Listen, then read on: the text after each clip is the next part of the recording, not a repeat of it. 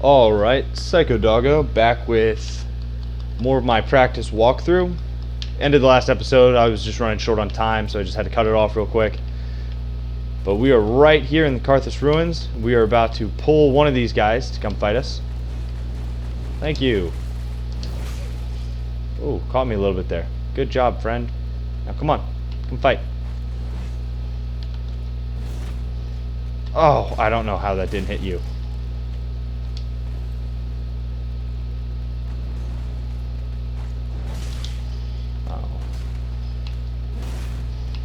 Yes. So as you can see, you can riposte these guys if you use your shield break, or if you just boop them twice with your claymore, but typically they don't let you get away with that. I think these guys you only have to kill once. We're going to give them a second. Okay, as you can see, we only have to kill these guys once, which is nice. So now let's go kill the second one. Hello, friend. Shield break. Oof. Came up just short again. That is frustrating. I hate doing that. Of course, that time I hit him, but his shield's not up. Oh, that poise though. Grab the large soul. Now there's a hole in the floor right here.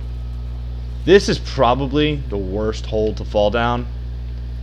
No, not the worst hole, but one of the worst holes in the game, especially if you're a new player. So just don't fall down there. We're going to continue. Second ball is going to come. Just give it a second. And we're going to run just where it just was. So take a left. Run over here. Grab the large Titanite shard. Now we can definitely upgrade our claymore, which is very nice.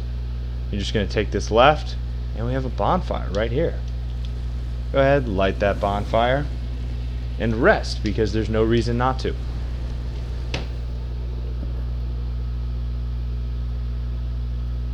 Looking at my notes, we spoke to Henri, played our ball games, got our undead bone shard. So from here on, we have more of the little blobs. So make sure that you do go back for fire bombs if you don't have them right now. I want to go ahead and check, see how many I've got. Oh, I've got 20, so we are good to go with those. So take the time, feel free to go back, level up your claymore, because you should be able to get it to, I think it's +5, yep. Should be able to get it to +5 right now. We have enough large titanite. So we're going to go down and we're going to kill some rats and kill Nightslayer Torsig. This is the phantom version. There is a true NPC version of him a little bit later who hits shockingly hard. He uses the Fume, which is the Fume Ultra Great Sword. It's a pretty fun weapon. They nerfed it really hard after a pretty notable YouTuber did a walkthrough and just smashed his way through everything with no effort because he was just using the sword. And so they basically nerfed it thanks to that one guy, which was unfortunate because by the time I saw his walkthrough, I got super excited about the weapon and then realized it was no longer very good. But it's still not bad. It's got a solid moveset. Okay, I'm going to grab this drop. Okay. Alright, make sure you're healed up, and as you walk back here, come all the way into the back, you get a meaningless item, and then Torsig is going to summon in through the walkway out. Just ahead, you can see these two items in a room full of skellies. We're going to be here in a little bit. We'll get there. That is the path of progression. So, here's Nightslayer Torsig. Sometimes I have a really easy fight with him, sometimes I don't have a really easy fight with him, so we're going to find out which one this is. Hopefully I don't embarrass myself. Come on. You kind of just have to space this guy. Don't let him hit you with that. If he uses the stomp, get away. As you can see, he will outtrade you because he's using an ultra great sword. And I missed my backstab, which I really should have had in that situation. Fortunately, he doesn't have any Estus. Oof.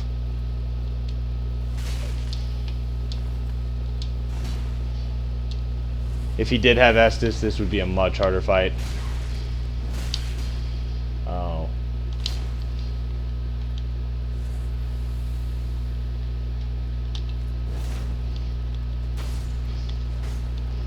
Could have riposted him there, but Killed him anyway. So you get the Night Slayer ring, a very nice ring once you're highly leveled enough to not really be concerned about anything else.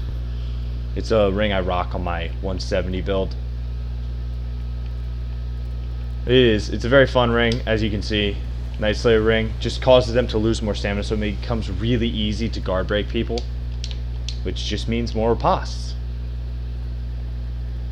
Just helps you deal with the Havel monsters. So now that we've killed Torsig, we're gonna go deal with some wheel skellies. So for this, if you're concerned about these guys, first of all, you have a bunch of the blobs stuck on the ceiling, so be aware of that. And then we have the wheel skeletons. They're gonna roll at you. They got blades on their wheels.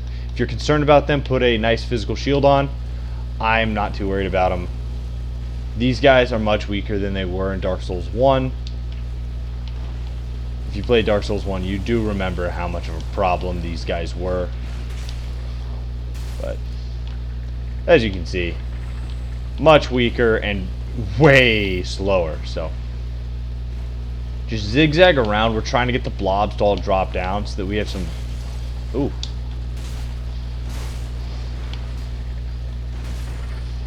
Okay, 3 of the 4. We have 1 left. But keep zigzagging around. We want all of the blobs to drop down without landing on us. Oof. Get back here. Okay, now all the wheel skellies are dead. But the danger is not over. Put your fire bombs on and let's kill some blobs. We're gonna get some items. So blob will drop. Careful about walking forward. You walk forward too fast, they will fall on your head, and that's just embarrassing to take all that damage and have the guy land on you. These guys do drop Titanite, but the drop rate's a little too low and they're kind of annoying to fight, so I really wouldn't recommend trying to farm these guys. It's not like in Dark Souls 1 where they drop green Titanite, and they're just the best source for it. Now you have the Karthus Blood Ring. Blood Ring gives you more iframes on your rolls, but you take a lot more damage. I think it's 20%. You take 20% additional damage in exchange for a few extra iframes. If you are doing like a soul level 1 build, it's a really valuable ring because by the time you're at the midpoint of the game, everything's going to kill you in 1 hit anyway. So, it doesn't really matter. I'm not sure what hit me just then. I'm actually very confused. Oh, you. You will die on principle.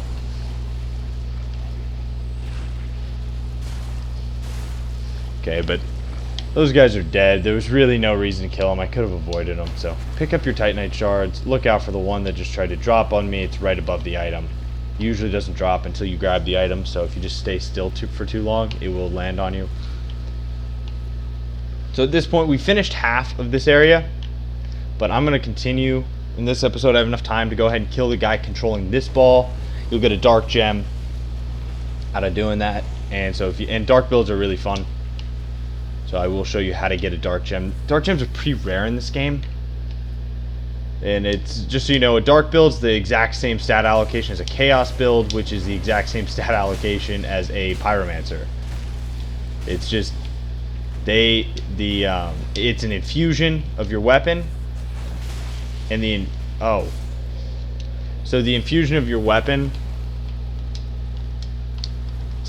turns your weapon so that instead of scaling off of strength and dex, it instead scales off of faith and intelligence. And so you typically are going for having 30 faith and 30 intelligence, and it does a ton of damage just because the like base AR is not necessarily higher.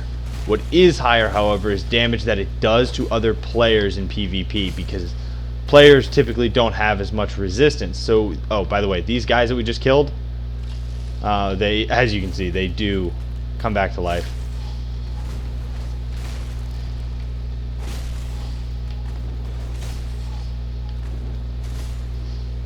Okay. They're dead.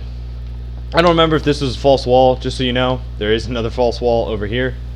Right, yeah, this one. No, one more. No? Hold up. Where's the false wall? No, not this one. Oh, it was that one. Okay. You don't want to go up that one. You want to go up this one. And the only reason I say that is just because it lets you clear out the enemies one at a time, as opposed to getting caught in the middle. So grab these Grave Warden Ashes. Then you see that guy pacing right there. We want to fight him. Hello, friend. Go ahead. Grab your large Titanite shard. I'm going to pop a Green Blossom. The reason I'm going to do that is this guy has 2 swords. And so he's very fast. There we go. Come fight me.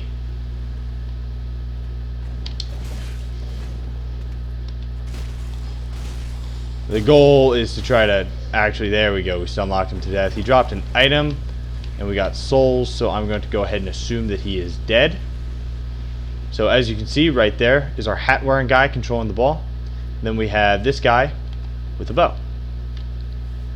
Don't let his arrows hit you. They hurt very bad, but he has no health, so it's fine. So grab his fire arrows. Go ahead, press this. It'll shoot down. You can kill those guys. I'm not going to. It takes 4 or 5 tries. Grab the item, Carthus Rouge. Now we're going to kill the hat guy. He's very easy to miss. Just kind of standing here awkwardly. So kill him. The ball's going to come back. Once it works its way all the way back, then it'll blow up on the wall.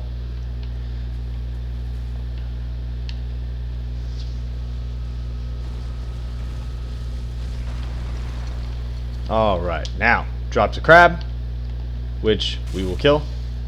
I don't know why it drops a crab, don't ask me. Might just be a joke. But it also drops the dark gem, yay! So at this point it's safe to go back to the rest of the bonfire. The ball will come back, as well as all the enemies we killed, but it's not a big deal. So these are the stairs to come down from the bonfire. You just go ahead, take a left. You continue. You're gonna have to either roll past or kill this guy. And then you just continue down here, and we're going to have a crystal lizard. So we're going to go boop this crystal lizard. Oh, there we go. Got us the fire gem. And we have this guy who, again, I feel like that should be a Murakumo. But alright. I'm going to try to get away from his... That red stuff on his blade is Carthus Rouge, so... As you can see by the meter at the bottom, he's doing quite a bit of damage. Come over here. Grab the yellow bug pellet. Now we're going to go into this room. All these skelly boys are going to pop up at us. So ignore them. Just run straight into the room and grab that soul item. Grab black bug pellet. And then you're going to just take off. And you're going to go across this bridge. As you cross the bridge, once you get to about here, just boop the side of the bridge, come, stand on the other side, watch anything chasing you fall to its death. Bye, Skelly Boy! Congratulations, you've made it to either the next boss or a secret area. So, this is the next boss, it's Wolnir. He is a gimmick boss that you don't have to worry about. It's not bad, and even if you die to him, your souls, so you have to go up here and you have to touch his goblet. Don't touch it yet. So your souls will just be waiting for you right here when you come back. So it's not an intimidating boss fight just because your souls aren't even on the line for fighting him. There's also a Pyromancy Tome in the boss arena that if you miss goes back and is just waiting for you in that room. But instead, we're going to come right here and we're going to use this as a ladder. It's a decision point. You don't have to do this right now, but I am going to, because this is where the Black Knight Sword is, and that is the weapon that I want to be using. So, at this point, there's a demon just ahead. I know how to cheese him. I'll show it for you. But we're going to just end this episode right here. And we are going to continue in the next episode. And we're going to work our way to grabbing us the Black Knight Sword. So, thanks for watching. And hope you tune